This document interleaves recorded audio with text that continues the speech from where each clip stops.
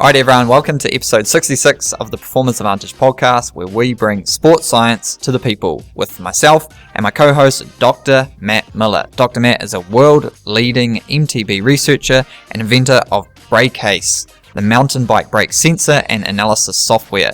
He has a lifetime of MTB racing experience, including UCI, cross-country and EWS, and works with rad riders from all around the world as a coach and consultant. And Dr. Will O'Connor is an elite ultramarathon runner and a professional coach. He brings across his expert knowledge in ketogenic performance nutrition, elite triathlon racing experience, and is also a Training Peaks coach educator. That's right, and if you guys would like to get some more info from us, you can get our training plans, which are available via our website, as well as our masterclass course, a couple of new courses that we're doing on running, power, and mountain bike power meters, and a bunch of articles, previous episodes. It's all available at performanceadvantagepodcast.com, so check it out.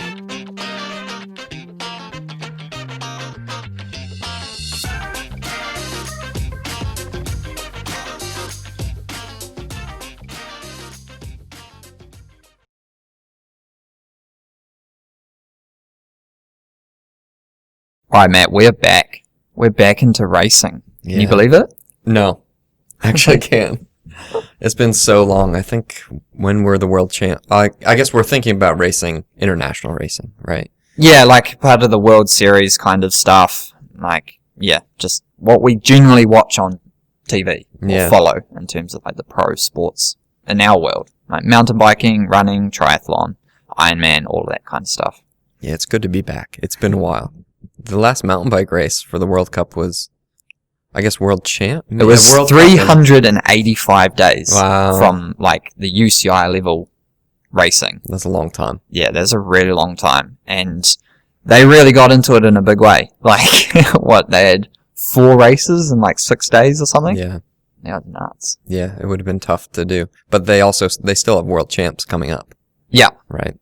Yeah, that was like Tour de France, and, like, 4 days later they had world champs. Yeah. And they have, like, something like 45 days of consecutive UCI World Tour racing in a row. Yeah. Brutal. Yeah. Brutal. Everyone's going for it. Yeah. Well, I'm glad it's happening at all, right? It could have just not happened. Yeah. Which would have been pretty bad. But, yeah, so there were 2 World Cup races, and apparently there was a major marathon that went on? Yeah. Wow, Matt. Actually, the first mass gathering marathon in the entire world was the Rotorua Marathon 2 weekends ago. Oh. Yeah. So that's pretty crazy, eh? Yeah. And it was like all over the news, but like the major one was the London Marathon, which just happened over the weekend. It's like the 4th of October. Okay. Whenever you're listening to this, that's better reference. But that was elites only. And so they like closed down Queen's Park in the centre of London. It was just over 2k loops, so like 19 laps, and the women raced separate to the men, and it was all televised and all of that, but there was no mass participation. No, right. Yeah, okay. Yeah. So it was more like just, I guess, a lot of these sports it's really good to go to, and the event is huge, right? So if we think about the World Cup, I think last year, in this venue, there were 20,000 spectators. Oh, yeah, they're in the Czech, right? Czech Republic. Nove Mesto na Moravě. Yeah. Right? And now there's like no spectators. There was no one. Like it was, yeah. It was the same with the marathon. It was weird because they have it set up like with everything there. You know, all the hoardings and the billboards and the advertising, and no one's there. Yeah, just for TV. Yeah. It's crazy. Yeah. Yeah, but that's the only way we can, in New Zealand, unless we're over there, which we're not going to be there all year, right? We're going to be watching it on TV. So yeah. I can imagine that there are lots of people in the same boat as us. And the TV coverage is great. I really enjoy it. So I would not say that for the marathon. Oh, really? Yeah, like, I don't know why they do this, where they have these people, like, they are well trained in terms of that, often like TV presenters who run, and then obviously you got your past professional, and they've been classic. They've been trained to not say and and and stuff, but they're not trained in entertainment or talking to the crowd or the audience. They're not podcasters or YouTubers or just reporters or anything like that who have vast amounts of like in-depth knowledge about what's going on. The lady they had on, and I'm going to say no offense to her, but it's kind of offensive of what I'm saying, was just like, oh, I used to be an elite. Just so you guys know, when I used to train with this person, or when I did this race, and I broke my record, and man, that's grinding my gears. Yeah. Like, people want to know, like, they want to get excited. Like, mountain biking, that's why I love it, because Rob Warner is just into it. He's really good. It's Like, impressive how good of a presenter He doesn't race cross-country, and he's never raced cross-country, but he knows. Like, He's been racing for a long time. He knows what's going on, you know? Like, but he raced downhill World Cups, and he knows what's going on. And the amount of in-depth knowledge they give around the bikes and the suspension, full suspension versus hardtails. They talk about that stuff all the time. But as a new watcher, you want to know, like, why are the bikes different? Like, why are the bikes different to my bike? Like, why is Nino wearing purple? I don't think they talked about that, but yeah, there's always an ongoing debate. Like, they're talking about 29er versus 27.5 wheels, or full suspension versus hardtail. That seems to make its way into every single race when they're doing the commentary. But the commentary is very good. Yeah. And Bart was he was an Olympic champion. Which is great. So it's great. And he owns a team. Yeah. So, like, that level of, they just know. And they can hint towards things, or, like, they know when new products are coming out, or if the products come out and it's not actually very good, and that rider's not really using it. There's a lot of that going on. Whereas, some of the triathlon reporting and, like, the marathons, especially, like a marathon, I was saying to this guy I was running with yesterday, is boring. Like, a marathon's boring. You because of the way it plays out. And mountain biking, I said to you, can be boring sometimes as well. But they're at least got, like, entertaining sections of the course. So you need to make it entertaining. Like, I want a lot of backstory. I want to find out, like, more about these shoes that they're wearing, like the training that they're doing. That's what people want to know. Like, how often do these people train? Like, how are they so skinny? Like, what do they eat? Yeah, like, Are they doing low carb? like, how did they get there? Like, what are they drinking? What's in their bottles? Like, all that kind of stuff that's why you're watching this stuff, as well as just to find out, like, who's going to win. But oftentimes, like an endurance sport, the winner can be, like, presented, or you can figure out who's going to win just based off of, like, the first maybe 20 minutes. It comes down to, like, a few athletes, like, in a lot of sports, which I find interesting. Do you? Well, I gotta say, in the World Cups that have just been, it has not been that way. There's been a lot of new faces coming to the front and winning. So the first 4 races in the World Cup between the men's and the women's, there was a new winner for every race. Someone that had never won a World Cup before. Yeah. That was Didn't really Pauline cool. win the final one? So there was a short track, a cross country for men and women, and then there was a short track and cross country for men and women. Yeah. In that first set of short track and cross country between the men and women, all new winners. Yeah. So that's 4 races, all new winners. Fascinating. Yeah, and then the next few days, because they had short track, cross country, a break, or there was within 4 days anyway. Yeah, there were a lot of races, so yeah, pretty intense. But it was really cool to see new winners. Yeah. So Yeah. It was actually, like, that's what's happening now as well, with people not being able to do their normal training. And I said this about what was Team Sky is now Grenadiers, something else. But, like Egan Bernal, Froome, like Geraint Thomas, they had their formula.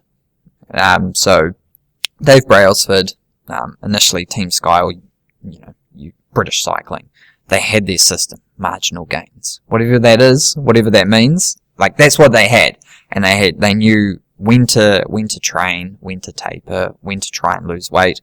I remember the European Sports Congress conference we went to in Austria. They had the Team Sky nutritionist, and he had my same, like, traffic light method of carbohydrate intake, but they had an app, and they had these guys losing weight over 6 months leading into the tour. Wow. Right. So like they would be sort of, depends on how good of an off season they had over Christmas, New Year. They were coming down from 6 kgs into like some pretty serious weight loss into the Tour de France. But that was a process and a protocol they had implemented for so long. And like I know with Kieran, who's done, just recently Length of New Zealand Triathlon, Pan American Xterra champion, we had these races pretty well dialed, and we had when to go to altitude, when to taper, when to come off of altitude, how hard to go on, like where do we need to implement like strength, hills, fitness for all these different courses. You pull that out, you throw it out the window. Some of these riders, these top echelon riders, like now you've got this gap, that foothold that some of those other riders or athletes in whatever sport might need. Yeah, I think so. And I think we should get into that a little bit with the mountain biking. So Nino Schurter, who's, I don't know how many World Cups he's won, 17 or something? Yeah, a lot. In the men's. There was one year where no one ever beat him. Yeah, he won every single race. So he's amazing. Current Olympic champion. Yeah, so he went through the same shutdowns and no races as everyone else during the COVID-19 pandemic. And then we get to the block of races, and it's a really interesting block of races. So short track, day off, cross country. So what's short track? Just it's a 20-minute all-out race. Not everyone gets to race it, but it sets your start position for the next race. So maybe it doesn't really matter, actually, the short track. So Nino was like nowhere to be seen, really, in any of those. But it does matter because if you win, you get points for the overall. No overall this year. Ah, okay. No overall. Ah, right. So it didn't really matter. So it doesn't actually matter. It's just like a World Cup win. You chalk it up to a win. But there is a World Championships this year. Yeah. And that's coming up in a few days. So we have those 4 races within a couple of days. And then we have World Champs to be ready for. And that's really the big one that everyone wants to be ready for. Yeah, World Champs. So you could be looking at this, and World Champs hasn't happened yet. So when we're recording this, it hasn't happened. The race is going to be soon, right? I'm just kind of wondering, okay, did Nino do it wrong in his training leading up to World Champs, or did he do it right and he's aiming for the World Champs, right? Because you can't just taper the whole time and be dialed for 5 races within a 10-day period. Yeah. And win every single one. You can't dig as deep as possible in every single one. Yeah. You definitely want to win the World Champs. That's the big one. He's already won plenty of World Cups. He can't win the World Cup overall. So did he come into these first few races maybe a little bit tired? Yeah. So we've got, I guess they started on a Tuesday, I think it was. And so you've got until the next weekend, so what's that, around 10 days? It's just because they'll have short track or whatever. So like 10 to 12 days away. I'm putting like some kind of hard sessions in for like my athletes coming into an event that would be around an hour long. But they're coming in pretty tired. Yep. So we've got, in New Zealand, one of the first major ultra marathons on the calendar, like the big mass participation ones. So I've got a lot of athletes competing in that.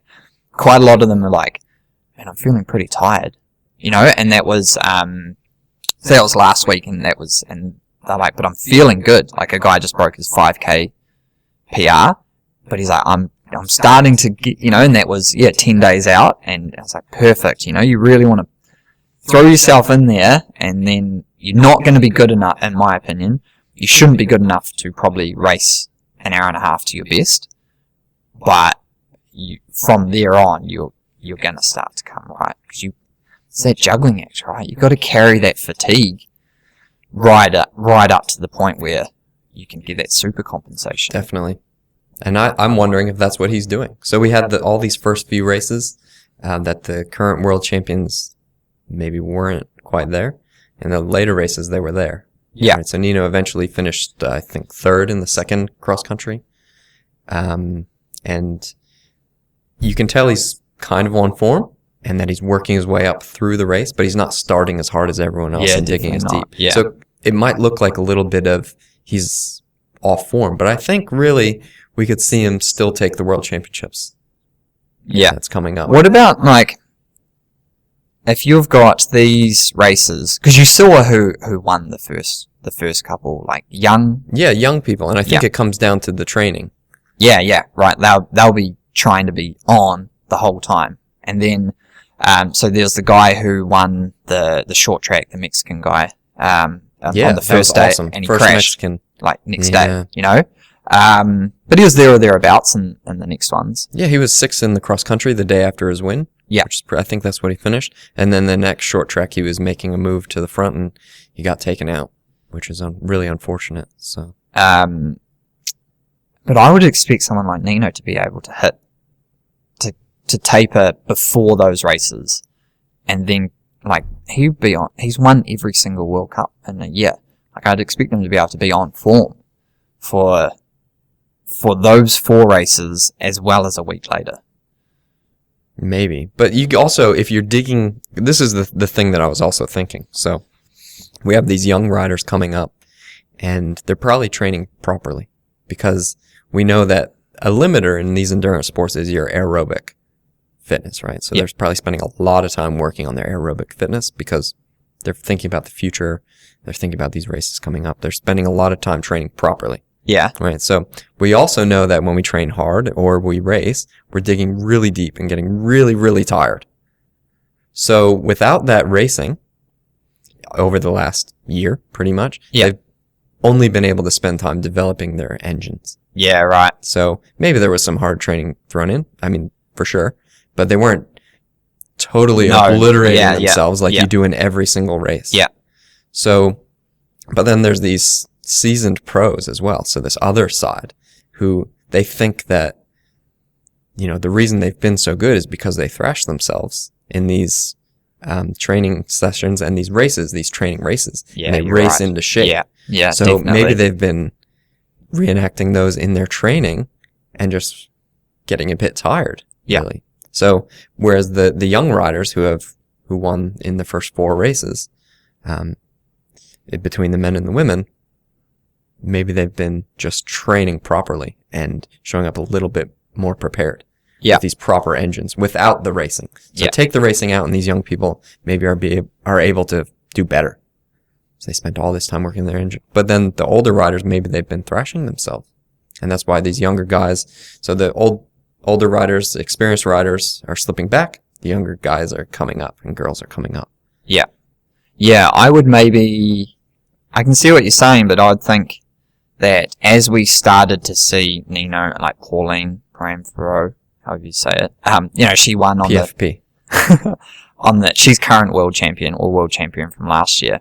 That's where I would see them start to, they would have known on the first couple days, like, we need to feel this out. The conditions were atrocious. Yeah. We know what matters, and we know what matters is next weekend. I think they were probably using that to train themselves into shape. Like 4 days of World Cup level racing. And it was a long race. Normally they're just over an hour. This is like an hour and a half. They would be using that to prepare for the World Championships. Like, if I was working with one of those World Cup riders, like, the best opportunity you get to find out where your weaknesses are is within a race.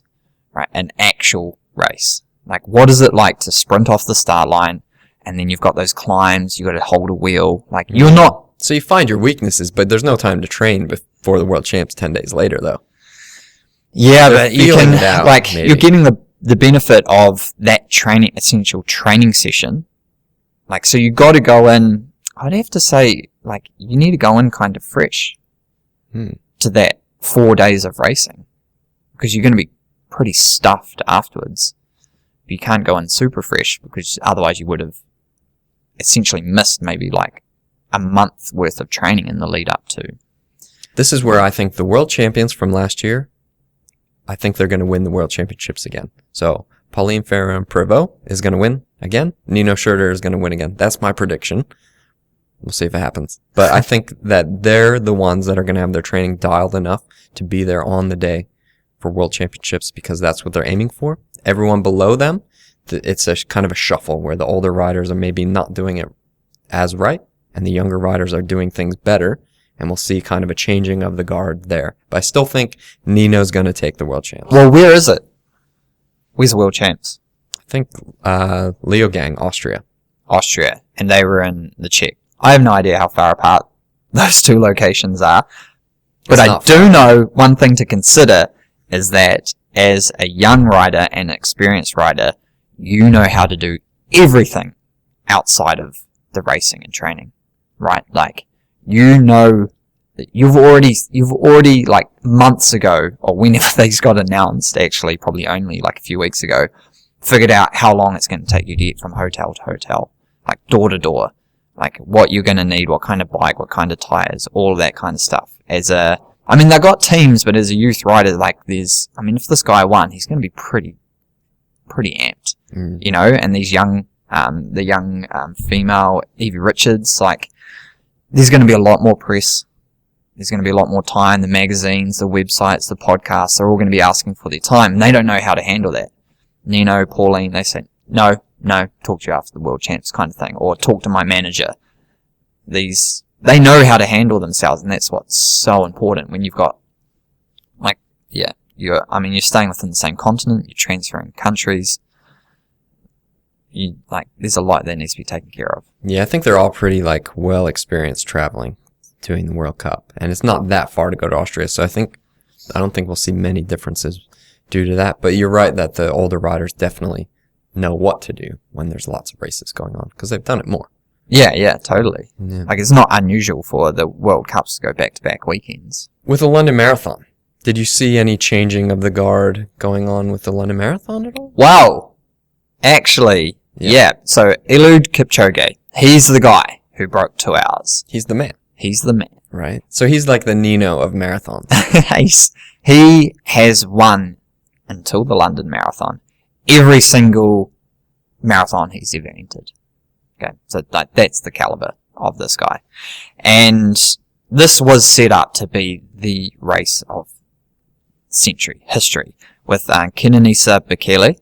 So he is was the world record holder before Eliud Kipchoge. Essentially, one's Ethiopian, one's Kenyan. They historically have disliked each other. They've battled for the last 2 decades, from 5,000 meters on the track all the way through to now later in their careers as marathon runners. Arch nemesis. Yeah, and that fastest in the world ever. And everyone's G'd up, They've got the fastest course. So this course was just lost out to the course in Austria that they used for sub 2. So it's quick. It's a quick course.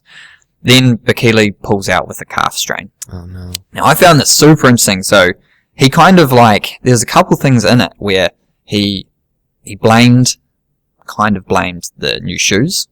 So as we spoke about a few episodes ago, the cheater shoes. Yeah. With Dr. Kim. Yeah, Dr. Kim Herbert, Loze. Yeah, you got it. Good. Got it. Yeah. It changes your gait. Okay, so it changes the way you run slightly. It changes the knee angle and the plantar flexion, just due to the mechanics of the way the shoe works, the carbon plate and the PVAX foam. Now, these shoes are quite big. These new Alpha Flies. They've got some serious tech going on. They're still within the limit that I'll say the athletics world governing body decided, but I'm pretty sure it's Nike decided on what the maximum minimum stack height is allowed. So you got this guy who trains 200 kilometers, 160 miles a week, he's been a professional runner. It's been his job for decades.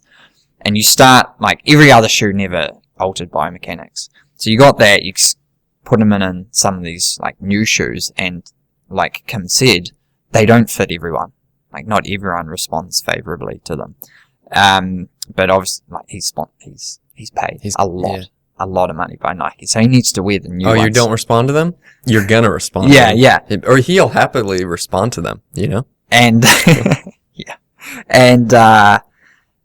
but then he's also lining up for the biggest race, I'd say in terms of the later stage of his career, the biggest marathon actual race of his entire life. And he's overtrained himself. Yeah. You know, like he would have been he wanted to win this one. He's trying to take down the... How does he overtrain? He didn't overtrain, he overstrained, right? Because of the shoes, potentially. Yeah, well, so he said he felt a tweak or pushing it in some of his speed sessions, and no doubt these were in the new shoes, the Alpha Flies, and he's been kind of, I don't want to say outspoken, but he's definitely mentioned how he doesn't like the way it's going, and even in the lead up, the week of, like race week, before he pulled out like 2 days before, which is obviously like a publicity thing, I'm guessing he was already out, he was like, I'm not wearing the new shoe. I'm wearing the older one. And a lot of athletes have gone for the older one. There's been a lot of mixed reviews around the sub 2 shoe. We'll call it that. Right? Cheater shoe. The Alpha Fly. Cheater shoe. But they're all cheater ones. Oh, right. Right? Okay. So now we're just there. It's readily accepted that the shoes are faster. This was an interesting part of the commentary. So I'm going to kind of make these numbers up. They reference similarly to the numbers they were saying.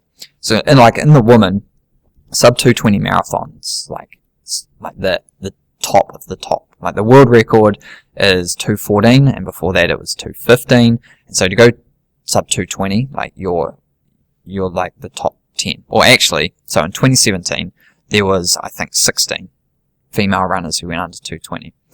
Then you go to, so that was 2017. 2018 was and 2016, end of 2016 was when the shoes came out, like the first iteration of the cheetah shoes, as you like to reference them. And then in 2018, there was like 30 odd. And then in 2019, there's like 70. Okay. So not like, unless we're back in the era of EPO being undetectable, which we're not. Like, there are so many more precautions and strict, like, restrictions around the way prize money's paid, a way they're tested, a way the managers are tested for all these athletes. So you're saying they're all getting faster because of the shoes? Because of the shoes. But you don't think like maybe they're training better? Everyone has 3 years? Yeah, I know, right? I know. Everyone's going to get faster at the top of the top, like, where are you, like, Kim's study showed it. There's been numerous amounts of studies, numerous amounts of anecdotal reports of people going that much faster, like 2%, 3%. Some responders have showed in one study I saw on the Science of Sport, or Ross Tucker's crew put out, like some of them were like 10, 12%. You know, like that is a lot, and it shows. It directly shows. And it is what it is. Like, it's here. Okay, the shoes are here. But anyway, people are getting injured. This is one of the things I was thinking about actually when we did the episode with Kim. We didn't actually end up getting into it too much. And the thing is, when you're running faster, you're going to transfer more energy into the ground. Yeah. And the problem is when you transfer energy to the ground transfers an equal amount of energy back into you. Yeah. Okay, so what a lot of shoes are doing is they're damping the impact. That's what most shoes do. They dampen the impact, and so that way you don't get that force going through your leg. Yeah. What this so I'm shoe thinking is doing, like Hoka's and traditional trainers. something like a pillow. What these shoes are doing is they're actually storing some of that energy and transferring it back to you. That's right? the thing. So this is the problem, is we're now going faster, but we're also getting more of that energy transferred back into our leg. Yeah. And that is where the injuries are probably happening. Yeah. Right? So not only faster, but also storing and returning more energy, not dampening this energy, storing and returning it. So there's an exponential amount of energy due to the increased speed and this cheater shoe that's kind of working like a spring into our legs, into our muscles when we're running. Yeah. It's a recipe for disaster, really. Yeah. Yeah. If you have poor biomechanics in the first place. But there's still more energy being transferred. There is, and I don't know the numbers of it, but like, if you take someone, well, like myself, so I've had like one injury in the last decade in running. Like, I have great biomechanics. And part of the biomechanics of running is like storing and returning energy. Like the way you dissipate or utilize energy, it's running economy. Okay, any of the energy you're putting into the ground or receiving back, you're then transferring to continue to propel yourself forward, and so you're using muscles and tendons. If you're not efficient, or you're poor economy, poor running form, you're overstriding, you're storing or dissipating or directing that energy outside of the muscles and tendons. They start to go towards the bones. They start to be maybe like you've got imbalances, and then you're going to start having issues. I don't think it's would be too much of an issue for someone with great biomechanics that fit the shoes, right? Yeah, maybe, but it's still more energy, and that energy needs to go into something. Yeah, but is it not just being used to move you forward? Yeah, but remember, our muscles, like humans, are only, at best, maybe 25% efficient. Yeah. At converting energy. So I guess that's food energy, but we're also... Running economy is actually similar. Okay. For the amount of energy put into moving yourself forward. You'll go from, the best I think are around 25 to 27%. Okay. Efficient. And then you've got your, overweight off the couch runner, maybe 20%. Yeah. So there has to be an increased energy going into the body that's being dampened. Otherwise, we'd be basically running like the road runner, where we have wheels spinning around. Yeah. When we're running, we're not that efficient. Yeah. So we're taking a pretty big impact every time. Yeah. Braking force. So there has to be increased energy going into the leg. Yeah. Which can't be good for anyone. Yeah. Until you get used to it, maybe. Yeah, and the change in the biomechanics, of the knee angle, the hip angle, the foot angle. Sure.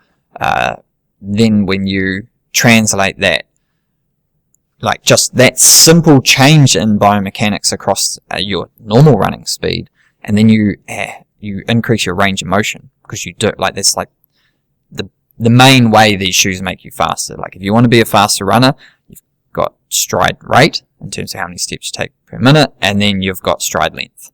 Okay, so you can increase the rate and keep your length the same, and now you're taking, more steps of this amount of distance. Otherwise, you keep your rate the same, you increase the distance per stride. Now you're traveling further per stride per minute, and now you're running faster.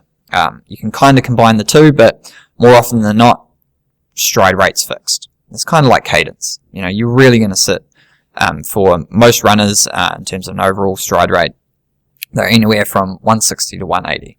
Okay, and 170 to 180 at fast running speed, sub 4 minute Ks kind of thing.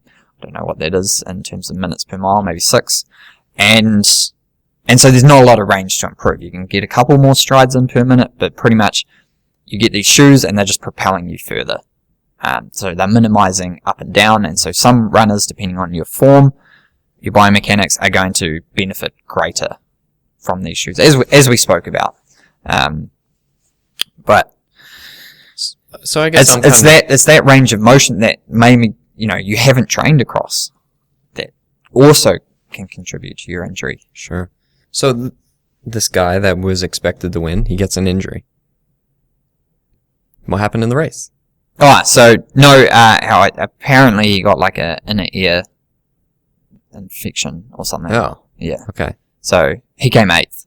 Oh. Well, and it was a bit of a lackluster. So it was raining, and the wind was up, and these finely tuned, engines, these athletes, and pretty much just small things throw them off. Just trying to run around the wet corners. Now this is where a course like that, with however many turns it had, over 19 laps, so they're pretty much going around kind of like a squarey, oblongy kind of rectangle thing with a couple dogleg little bits in it.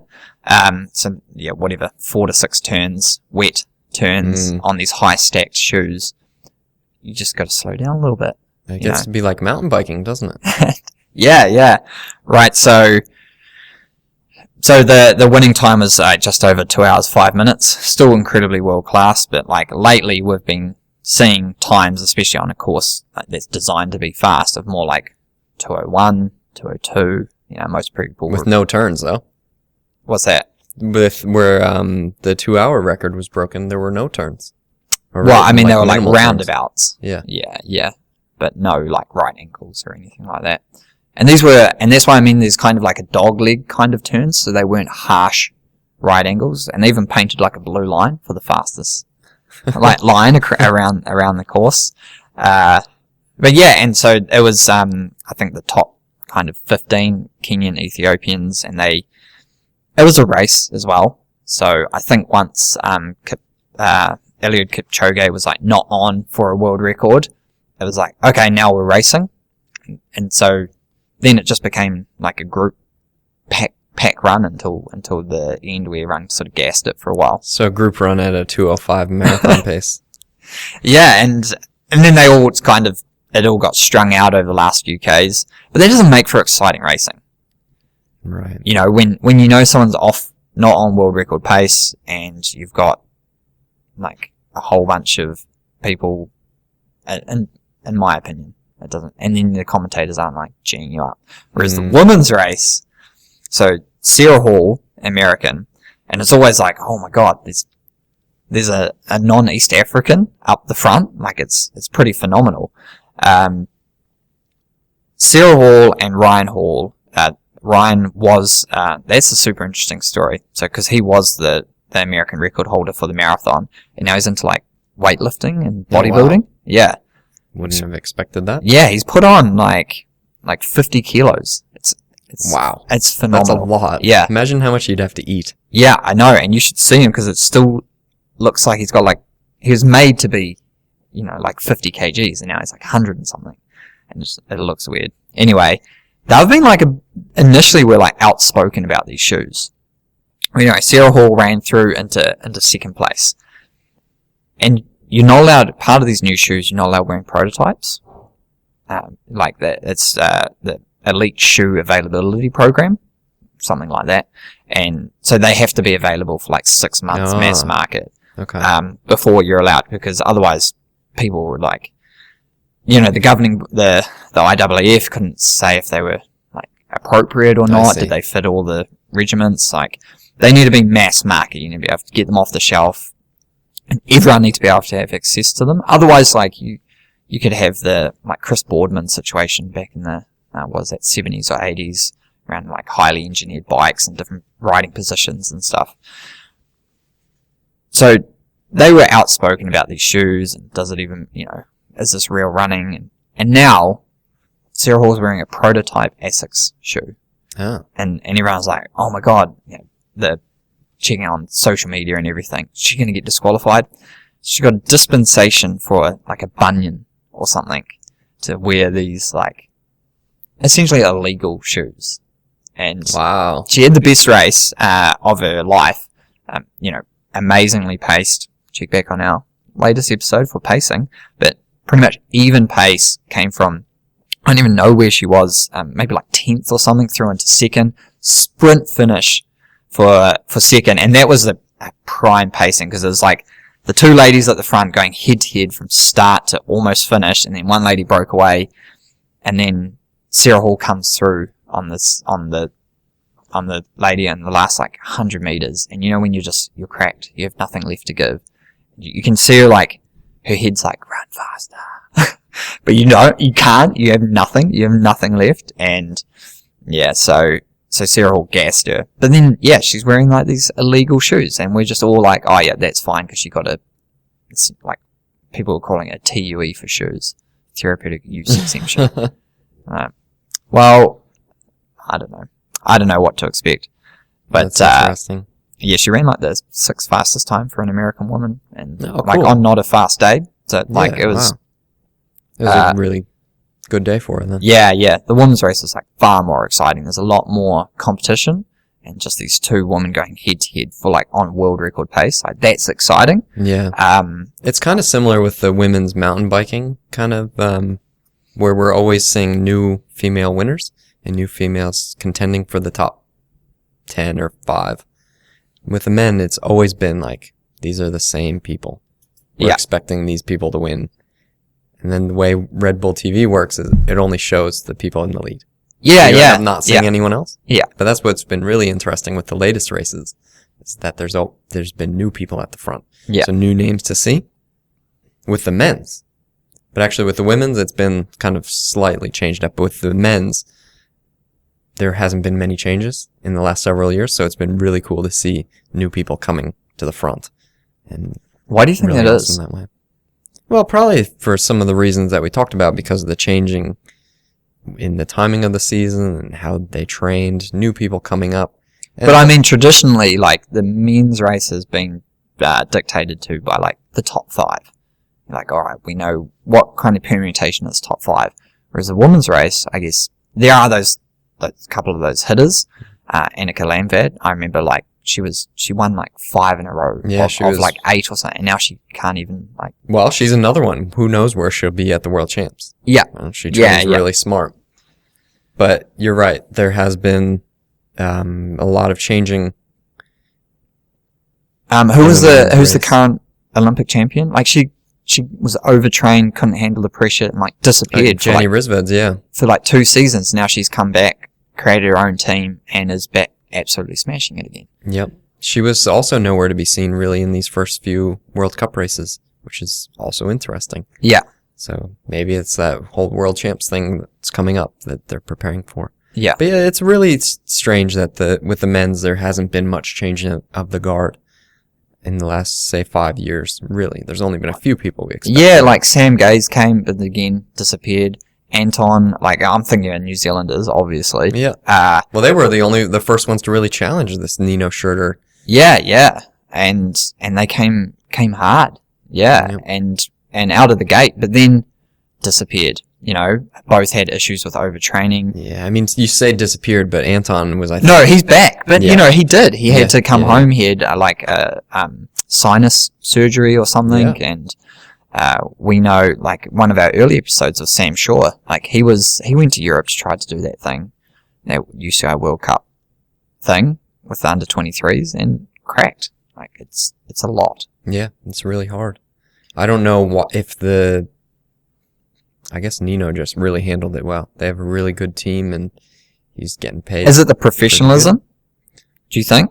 Like, women's sport is, I don't want to say new to professionalism, but it doesn't have the same doesn't have history, the same systems and structures, right? And cash. Listen to Emma's episode. Yeah. So my wife was a professional, and we have to use quotes because she wasn't paid a salary or stipend. Talking with Ella. And this is like actual professional. She was racing in World Europe. Tour. Yeah. Yeah. And not like the people that call themselves pros and just get a few free things. Yeah. Like, so everything was covered in terms of travel, accommodation, food, bikes, kit, all of that stuff, but then not paid. Yeah. Right. And then, like, you just have to listen to an episode, and it becomes too hard at some point, because she's still having to study, earn money in the summer, like, to fund, like, a lot of the external things that you need to do as an athlete or a person. Whereas you look at Robert Stannard's episode, and he's full on, like, you know, thousands, tens, hundreds of thousands dollar contract, like, start to finish of his career. And yeah, but then it's changing. Like, the UCI put in I think it's like a Pro Tour Women's Memorandum, and so Ella is part of that.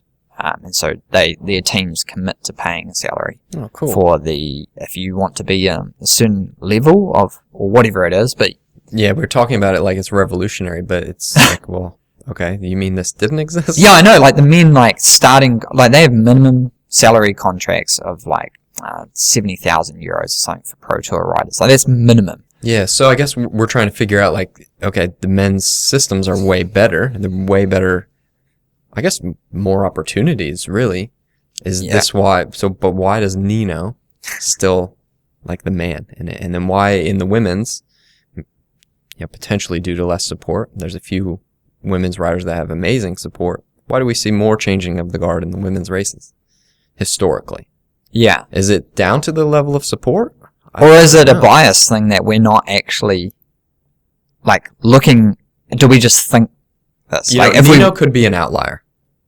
In very few times do we see someone come in and just absolutely dominate every single event in a sport. Yeah. It's really rare. So I guess Julian Absalon did it before Nino, so it happens. Yeah. Pauline won lots of races. She won 3 world championships in 3 different disciplines in 1 year. Yeah. Yolanda Neff won lots of races in a year. So that stuff does happen, but Nino is just like this massive outlier. He just won so many races for so many years. Yeah. And why is that? I don't know. Yeah. Yeah, it's a hard one to look at. Because it's one of these things where we might be completely wrong outside of Nino. Like, there is actually like a huge change in 1st through 5th. We just like... There is. You know, have poor data on our side, and we actually analysed it. We watch every single race. Like, we know what's happening. But everyone remembers the winner. Like, you don't remember who came 13th. And 13th in the World Cup is an amazing result. Yeah, yeah. And often it's within a minute of, like, the winner. But they're travelling at such speeds that the gaps become so large. Yeah, sure. I'm looking in the last race. Anton Cooper was 23rd, and he was less than 2 minutes back. Right, so and this is the other thing, there's so much changing between the races that are separated by just a few days as well, which is also super amazing. Yeah, well, that's understandable though, right? Like, because you have a limited amount of resources. It's no different than our pacing episode, right? You have these resources you can expend across a race, but there's also the day, the week, the month, the mesocycle, the macrocycle, microcycle of your training. And some athletes are going to be better off doing that. And like you said, who turns up to world champs? The big dog. Yep. You know, the main one. Who expended all their bickies early on. I don't even know what that means, but it sounds serious. Is that a New Zealand thing?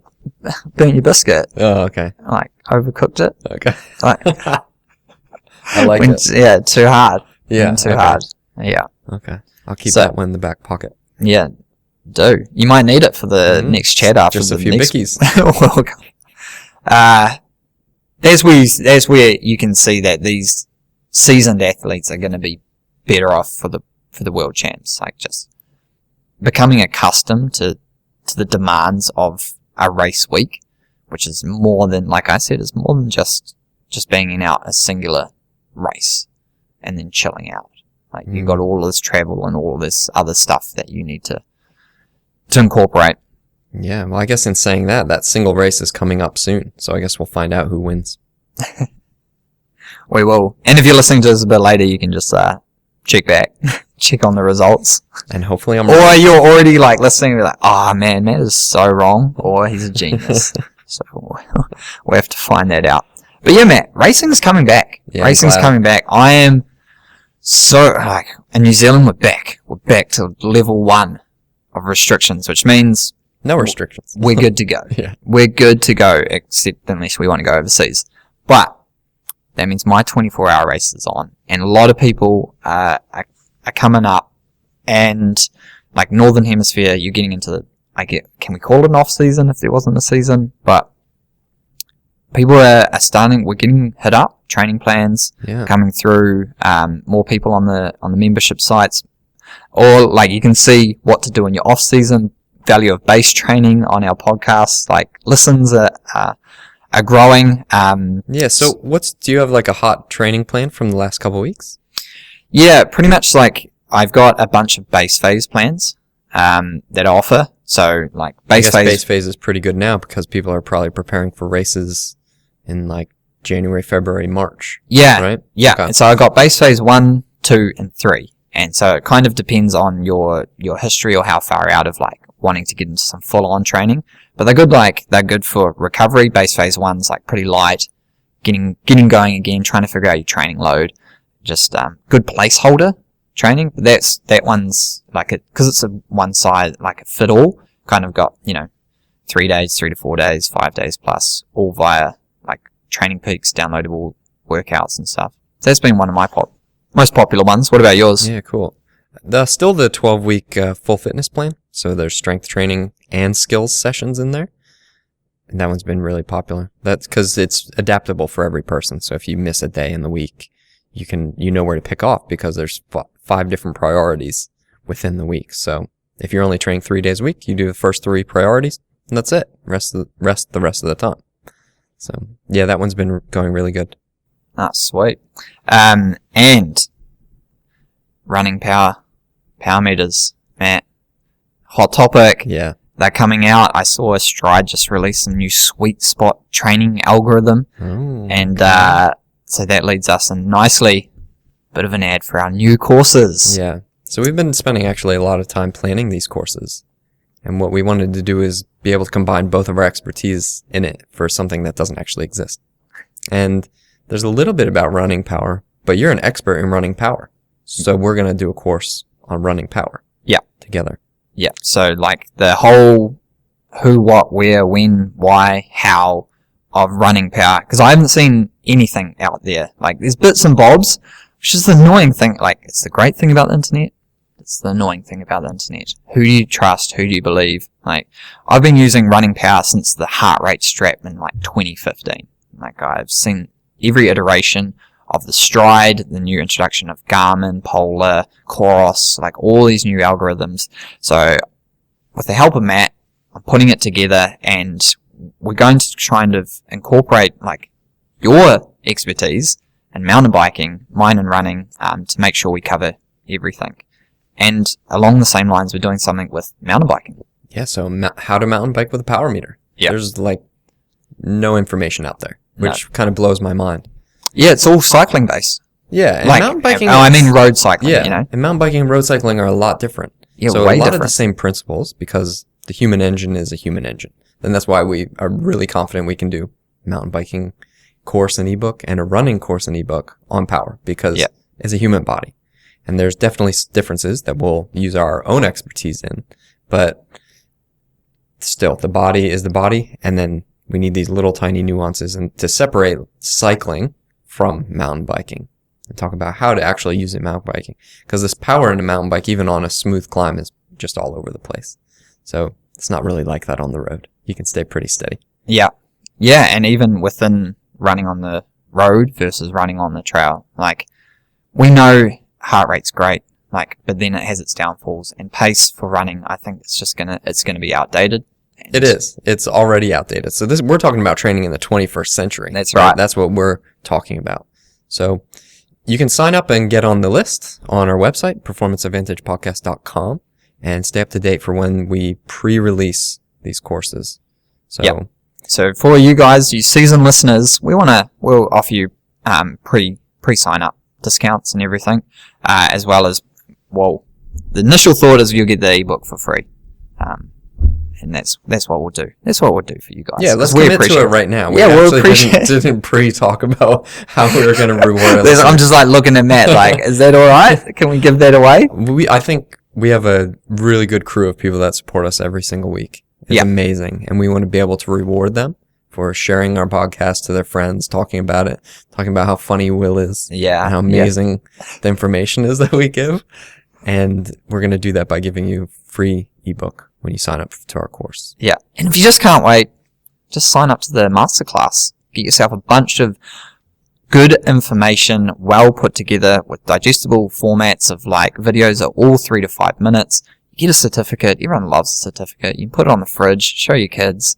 And more than that, there's like really good content. Sports science is super confusing, and we know that because we spent so many years studying it.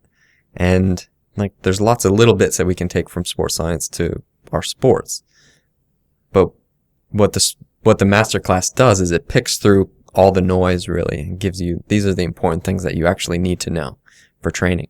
So the masterclass is on training, using sports science to train more effectively, which is what everyone wants to know. So we're not going to coach you if that's what you don't want, but you can use this information to coach yourself. Coaches have been loving it.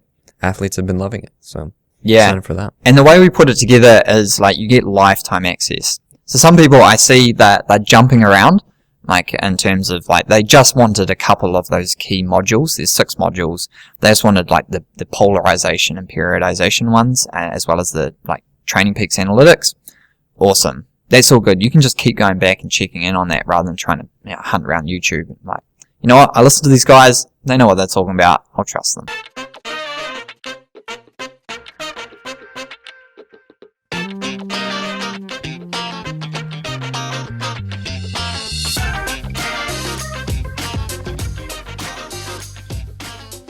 Well, that should do us for today. I'm looking forward to the World Champs and any other marathon coming up. Yeah, that's right. So keep an eye out for our remaining webinar series. We've got 5 in that series, which are going to be posted up on YouTube with slides and interactive learning content. Totally free. Check it out. Catch you later.